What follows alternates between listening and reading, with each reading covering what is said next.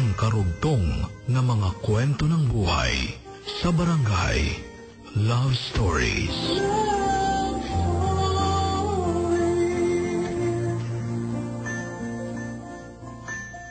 Yung conditioning ng isip ko sa pag-abroad ay hindi masyadong malakas. May takot eh. Paano kung buwisit ang amo ko? Paano kung abusuhin ako? Paano kung mahirapan ako at puro sama ng loob ang danasin ko doon?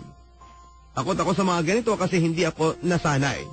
Masyadong naging formal ang pamilya ko at walang masyadong pagsubok sa amin. Naiwasan ko rin ang masaktan noong high school ako dahil hindi naman ako nakipagrelasyon sa kahit na kanino. Masasabi ko nga lang na naging boring ang buhay ko lalo na noong mag-high school ako at medyo nagkaroon lang ng kulay noong college na ako dahil kay Arvin. Guwapo si Arvin Papadudot. Pwede talaga siyang pangarapin at aminado ako na pinangarap ko siya mula noong una ko siyang makita sa bayan namin. Magkasama sila noon ni Tyra. Yun din ang unang pagkakataong makaramdam ako ng inggit kay Tyra dahil sa gwapong boyfriend niya. Hindi lang kasi basta gwapo si Arvin. Astig pati ang tindig at forma niya. At kapag ngumiti, siguradong kikiligin ka. Tatamaan ka. Kaya nga na-in-love ako ng sobra kay Arvin. Kaya nga naging selosa at possessive ako at ayaw ko siyang maagaw siya ng iba. Kahit na mas maganda pa siya sa akin na ang karibal ko. Kahit na si Tyra pa. Agad kong inasikaso ang mga NBI at passport ko. Nagawa ko yon sa loob lamang ng 2 araw. Kinailangan ko lang na maghintay ng 3 linggo para sa passport. Nakaramdam ako ng excitement noon sa paghihintay sa passport ko. Ang plano ko kasi kapag nakuha ko ang passport ko ay bibili ako ng plane ticket saka ako pupunta ng Macau. Pwede daw ang ganon ayon kay Mona. Ganon daw ang ginawa ng mga nakilala niya sa Macau. Kaso 4 na araw bago ko makuha ang passport ko ay nag-chat kami ni Arvin. Hindi ko sinasabi sa kanya tungkol sa plano ko. May mga bagong pictures si Arvin noon at napansin ko ang group picture nila. Sa bandang dulo ng picture ay may mga babae, pero hindi buo. Kamay at parte ng paldalangan nakuha sa picture. Yung bracelet na pink sa kamay ay yung palda na yon ay pamilyar sa akin. Si Tyra yon. Tinanong ko si Arvin kung nagkasama sila ni Tyra sa Dubai at ang sagot niya ay hindi pa. Sinabi kong may nakita akong group picture nila na magkasama sila. Bigla siyang nag-log out pero bumalik din kaagad saka nag-reply. Sige, aaminin ko na. Nagsasama kami ni Tyra dito pero may mga kasama kami. Bakit kailangan mo magsinungaling? Tanong ko. Aamin ka lang kapag nahuli ka na. Dahil mahirap kang umanawa, Lumen. Dahil iba umandar ang utak mo. At least tama ang andar ng utak ko. Alam ko na may ginagawa kang milagro dyan kasama si Tyra. Bahala ka na kung anong gusto mong isipin. Masyado kang insecure.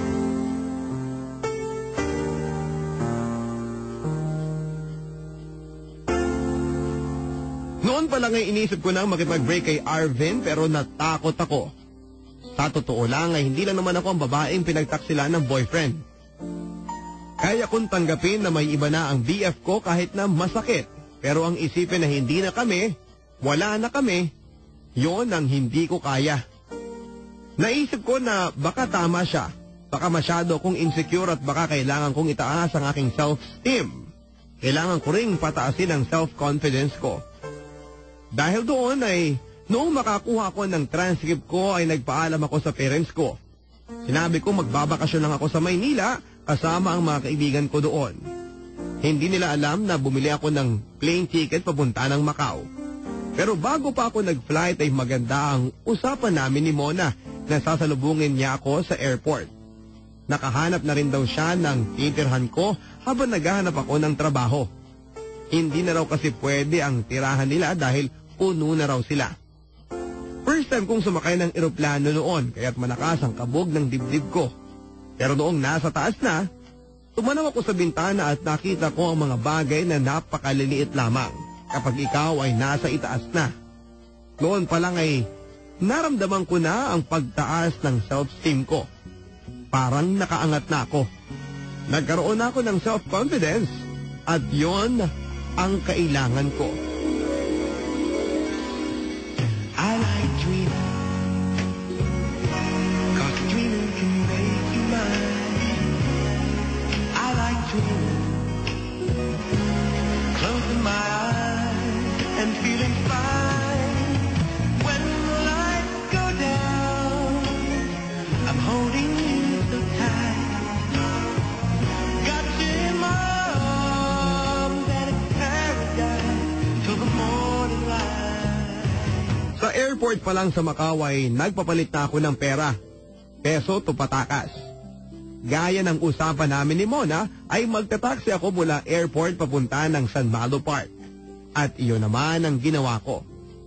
Sa park ay kagad kong nakita si Mona na noon ay kamangha-mangha ang kanyang kasuotan. Ibang-iba na talaga ang aura ni Mona. Nag-level up na siya ng sobra-sobra. Kumain kami sa isang restaurant. Libre niya pagkatapos ay inihatid niya ako sa transient house kung saan ako tutuloy. 6 kami sa kwarto sa transient at puro Pilipina ang mga kasama ko. Lahat sila ay nagsisipaghana pa rin ng mga trabaho. Si Maris ang naging mabait sa akin at kinabukasan ay isinama niya ako sa isang agency kung saan ay may natimbrahan siyang naghahanap ng trabahador. Minalas kami ni Maris noong araw na yon. Nasa mahigit 300 na nag-apply ngunit 100 lang ang pinabalik para sa final interview.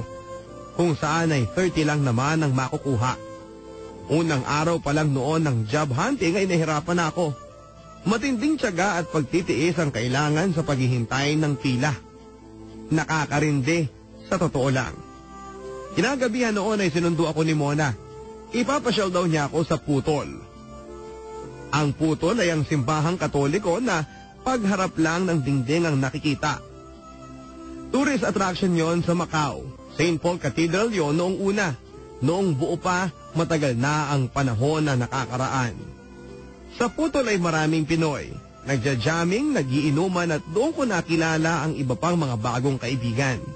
Kinabukasan ay naghanap ulit kami ni Maris ng trabaho. Naglibot kami sa mga hotels at casinos at mga agency. May isang agency na naghahanap ng mga DH. Hindi ko na yon pinatulan, pero si Maris ay pumila. Desperado na raw siyang magtrabaho dahil malapit nang mag-expire ang tourist visa niya. So iniwan ko siya at naglalakad-lakad ako nang isang lalaki ang bumunot ng pera sa kanyang wallet. Nasa likod niya kami noon at nakita ko may nahulog na pera mula sa wallet ng lalaki na hindi niya napansin. Pinulot ko ang pera at saka ko siya tinawag. "Hey mister, your money fell." Sigaw ko sa kanya kasi ang iniisip ko'y hindi siya Pinoy. Kasi matangkad siya. Pero paglingon ko at nakita ko siya, moreno siya at singkit at cute. Pero mo nahulog, sabi ko. Ngumiti siya at doon ay nakita ko ang magaganda niyang ngipin, kasabay ng pagliliit lalo ng mga mata niya. Pero napansin kong parang may luha sa mga mata niya noon at mabilis niyang pinuna saka tinakpan ng ngiti. "Salamat," sagot niya. Initian ko siya pero hindi naalis ang pagtataka ko kung bakit siya lumuluha. "Naghahanap ka rin ng trabaho?" tanong niya. Tumango ako. "May pupuntahan akong recruitment. Gusto mong sumama?" tanong niya. "Oo ba? Yun naman ang hanap ko eh." "Sige, sama ka." "Ako nga pala si Darion," pakilala niya. "Hello, Mina. Pero you can call me Lumen for short," sabi ko naman. "Lumen?" Ulit niya sa pangalan ko sabay abot ng palad niya.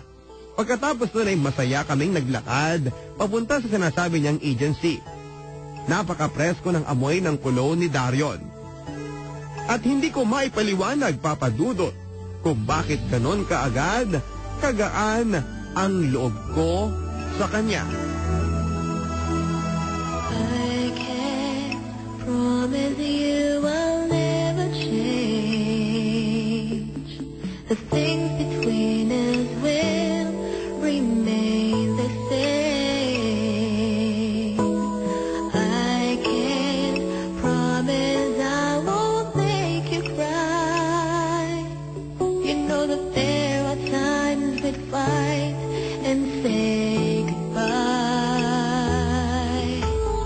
But there's just one thing that you should know.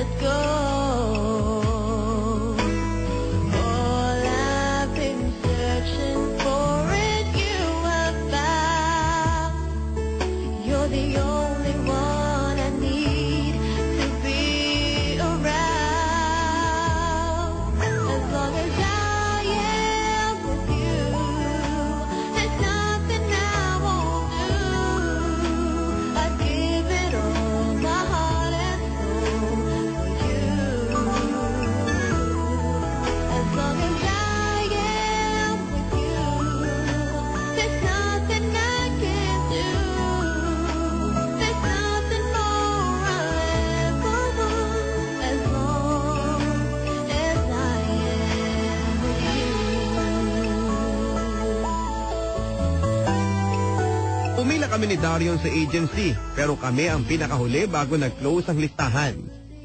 Ibig sabihin noon ay napakahabang oras na naman ng hintayan ang mangyayari. Nakasimangot ang lahat ng nadatna namin sa waiting area, pero kami ni Darion ay nakangiti. Nagtabi kami sa upuan saka nagsimulang magkwentuhan pa. Nagulat ako noong sabihin ni Darion na pareho kami ng probinsya. Walang tigil kami sa kwentuhan, tanungan at tawanan ng mahina lang, hanggang sa noong makaramdam kami ng gutom. Sinabi niya sabay kaming kakain pagkatapos ng interview. Kaso ay bago pa lang marating ang pila namin ay sinabing balik na lang kami bukas. Pasado 7:00 na ng gabi noong lumabas kami ng agency. Pumasok kami sa pinakamalapit na restaurant at kagad lumapit ang isang waitress sa amin. Kinuha ang aming order. Ilang sandali pa'y isa pang nakangiting waiter ang lumapit sa amin. May nahanap na ba kayong trabaho? Tanong niya. Obviously ay Pinoy din siya. Wala pa nga eh. Si Darion ang sumagot. May dinukot ang babae sa bulsa niya. Isang maliit na piraso ng papel, address ang nakasulat doon at sa likod ay mayroong signature. Makakatulong sa inyo yan, sabi niya saka umalis. Inabot sa akin ni Darion ang papel ngunit binalik ko sa kanya. Puntahan natin, tanong niya. Oo, maaga pa naman eh, sagot ko. Sige, pagkakain natin, nakangiting sabi niya. Napakahirap alisin ang tingin sa mukha ni Darion kapag nakangiti. Hindi ko maintindihan pero unang kita ko pa lang sa kanya ay talagang may magnet na ako na naramdaman sa kagwapuhan ni Darion. There I was, alone in the shadow, couldn't find my way. Then you came in and brought along the sunshine. Now you're here to stay, and you make me shine, shine like the stars in the heavens. Shine, shine, you keep me shining through. Shine, shine with the light that you've given. It's true. I'm shining on all because of you.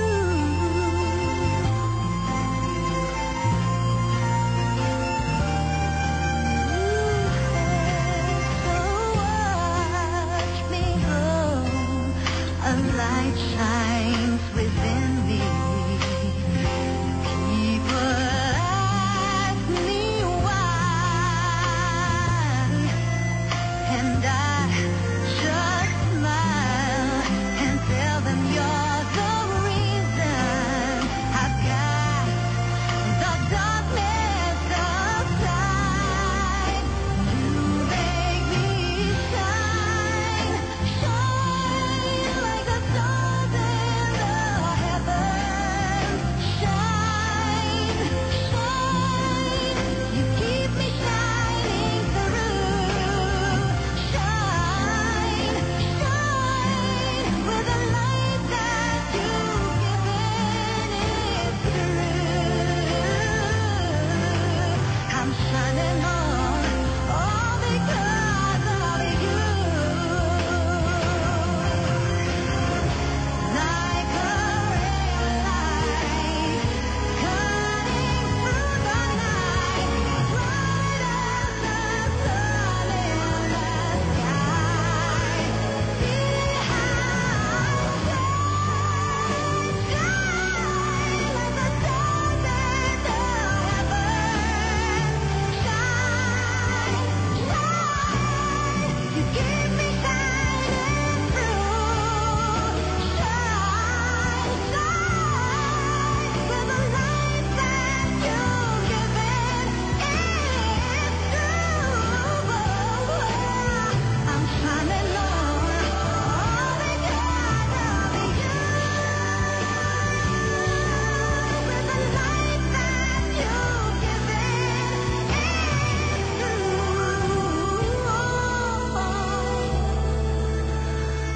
I'm shining on all because of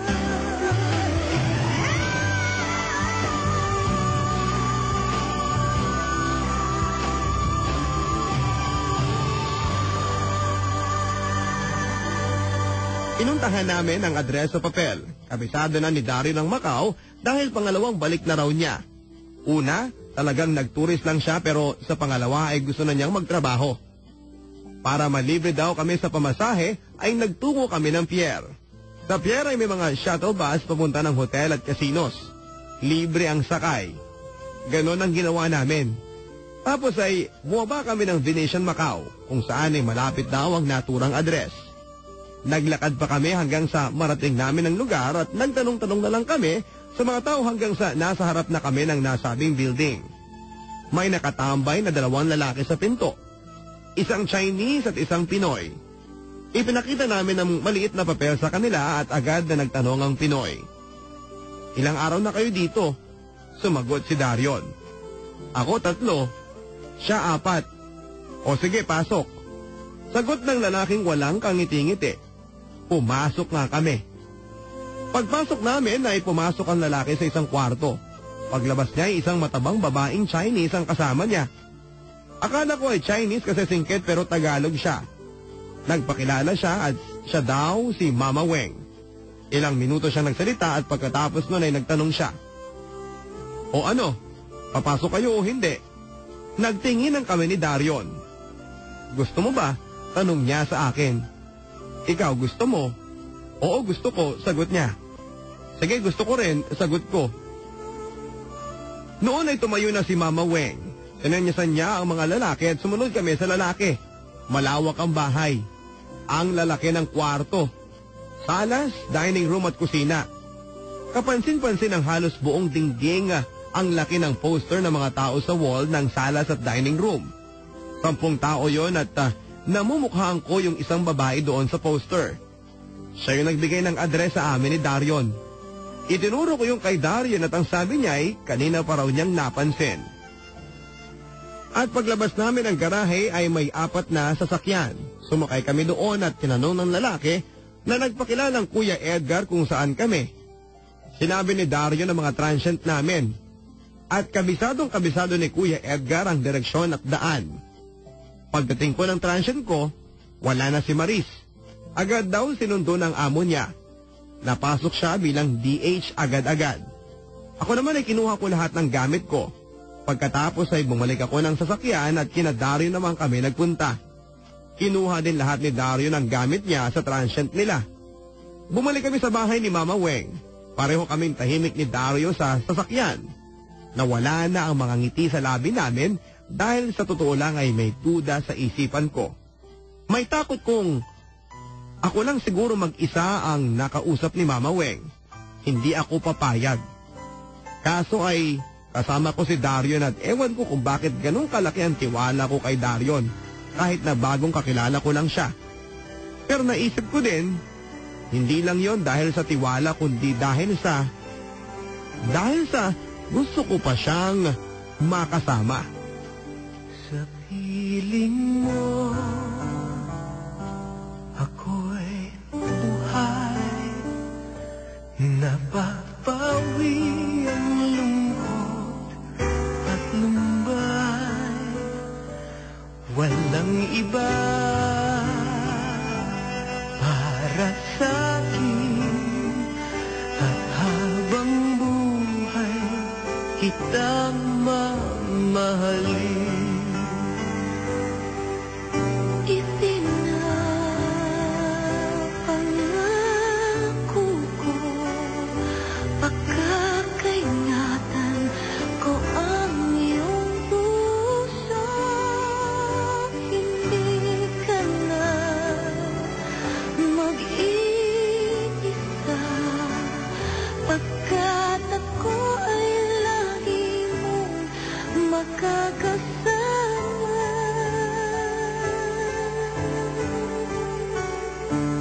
Sa piling mo, nadarama ang walang patid na pagsinta.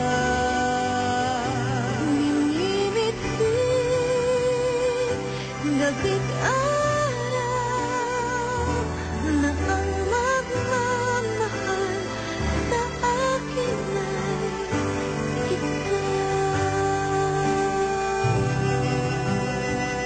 Pagpasok namin sa bahay ni Mama Weng, dala ang mga gamit ay inakay kami ni Kuya Edgar sa isang kwarto kung saan kinuha kami ng litrato at kinuha din ang mga cellphones namin. Pati ang laptop ni Darion ay kinuha din. Pagkatapos nun ay lumabas kami papunta naman sa salas kung saan ay nadatnan namin ang mga ilang babae at lalaki. Binati nila kami. Welcome housemates! Halos chorus nilang bate. Nagkatinginan kami ni Darion. Isa lang ang tumatak sa isipan ko matapos kong marinig ang salitang housemates. Lahat ng babae sa isang kwarto matutulog. Ganon ng lalaki, iisang kwarto rin. Tulong-tulong sa lahat ng mga gawain sa bahay ni Mama Weng at may 4 na oras na duty sa trabaho sa lahat pero hindi yun regular o contracted na trabaho. Parang OJT lang, kapalit ng pagtira sa bahay ni Mama Weng. Noong dumating kami sa bahay ni Mama Weng ay 19 pa lang kami. 20 daw dapat sabi ni Mama Weng, kulang pa ng isang babae. Noong bago kami matulog ay pumasok ang isang matandang babaeng naka-makeup at tinawag ako. 5 in the morning. Duty ka sa Emperor Palace, don't be late, sabi niya sa akin. Napawaw ang mga kasama kong babae. Sa kanila ko na rin nalaman ang Emperor Palace ay pagmamayari ni Jackie Chan. Sinikap kong matulog noon. Bawal na kasing lumabas ng kwarto kapag alas 9 na ng gabi. Liban lang sa mga naka-duty. Naisip ko si Arvin. Oo, naisip ko siya for the first time mula noong nasa Macau na ako. Noon lang siya sumingit sa isipan ko. Naisipan ko siya kasi alam kong sa hotel siya nagkatrabaho sa Dubai. At ako ay magkatrabaho na rin sa hotel. Kinaumagahan alas 4 pa lang ay gumising na ako at nagluto ng almusal. Nadatnang ko ang isang lalaking housemate na nagluluto rin. Tulungan mo na lang ako, sabi niya. Siya si Norwin na ayon sa kanya ay taga Manila. Marami siyang niluluto. Breakfast para sa lahat. Pagkakain namin ni Norwin ay naligo na kami. Kami ang sabay na naka-duty ng alas 5 pero sa ibang hotel siya. 15 minutes before 5 ay nagtawag na si Kuya Edgar na driver na siyang naghatid sa amin ni Norwin sa mga trabaho namin. Walang bayad ang trabahong yon pero naging excited ako. Lalo na noong pinagsuot na ako ng uniform bilang housekeeper ng hotel ni Jackie Chan. Madali lang ang trabaho. Maglinis lang sa mga kwarto ng mga nag-check out. 3 tao per kwarto. May isang baguhan at ako yon. May trainee at isang datihana na siyang tagamando. Natapos ang 4 na oras ko sa Emperor. Bitin at parang hindi ko na malayang lumakad ang oras. Pagkatapos ng duty, gaya ng rule ay pwedeng maghanap ng trabaho pero kailangan bumalik bago mag alas 5 ng hapon. Naglakad-lakad ako mag-isa pero may isa akong na-miss. Si Darion. Ang kulon niya. Ang ngiti niya. Ang boses niya.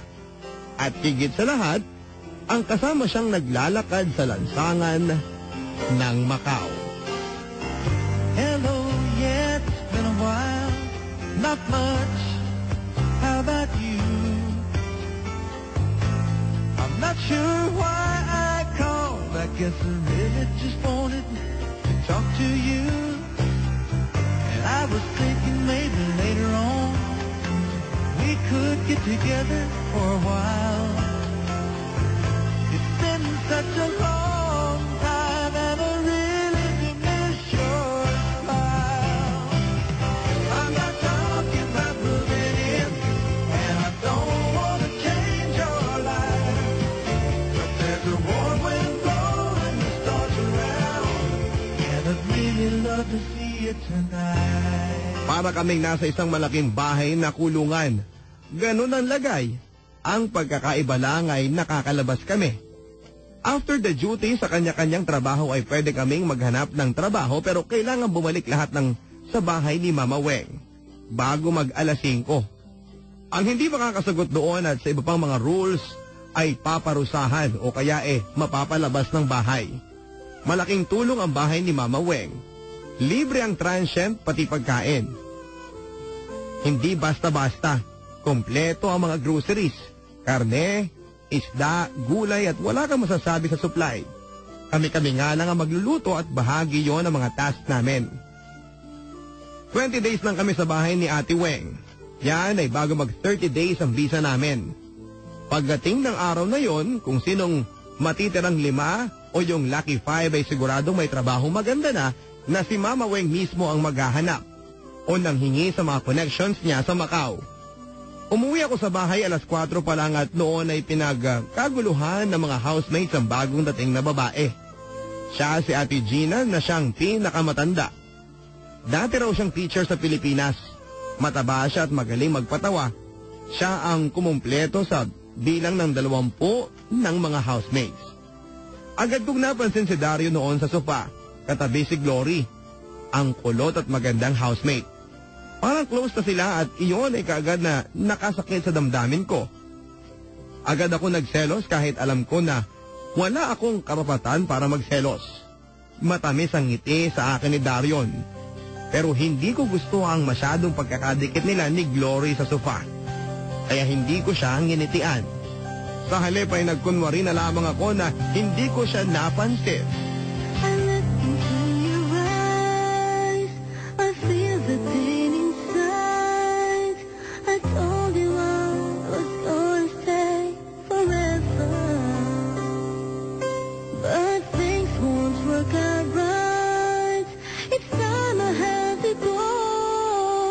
Oh baby, it's hard, but please, you got to let me go.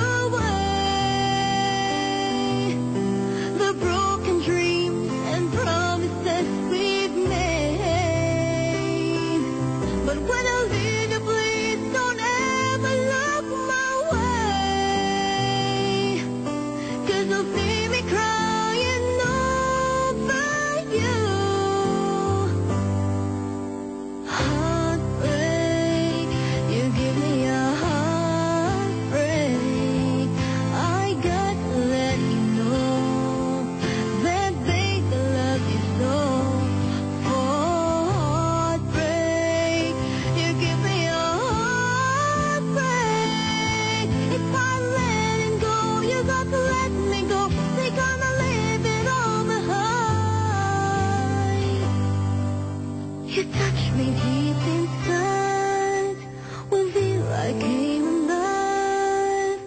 I never thought I'd live a day without you, but then you came along. I found out that I was wrong. Oh baby, it's hard, but please, you've got to let me go. I won't blame you if you turn and walk away. The broken dreams and promises we've made. But when I leave you, please don't ever look my way. 'Cause you'll see me crying over you. Oh, heartbreak, you give me a heartbreak. I got to let you know that, babe, I love you so.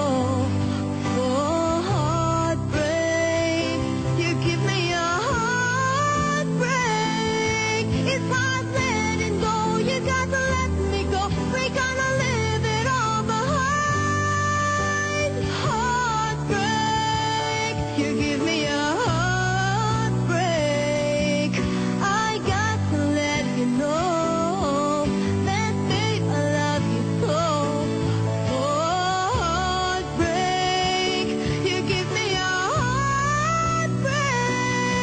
It's hard letting go, you got to let me go. We're gonna live it all behind.